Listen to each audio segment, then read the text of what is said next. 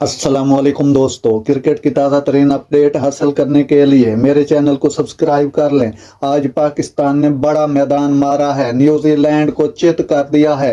New Zealand ने पहले खेलते हुए बहुत ही ज़बरदस्त बैटिंग करके 401 रन बोर्ड पर लगाया था, जिसमें रविंद्रा की सेंचुरी और विलियमसन के 95 रन भी काम न आए। और पाकिस्तान ने ये मैच बहुत ही ज़बरदस्त तरीके से जीत लिया है, जिसमें आज फ़खर रहमान की तूफानी बैटिंग देखने को मिली।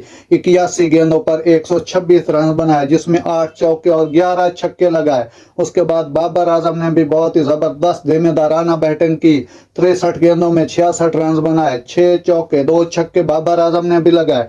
नाजरीन, आज पाकिस्तान ने बहुत बड़ी जीत आज अपने नाम कर ली है।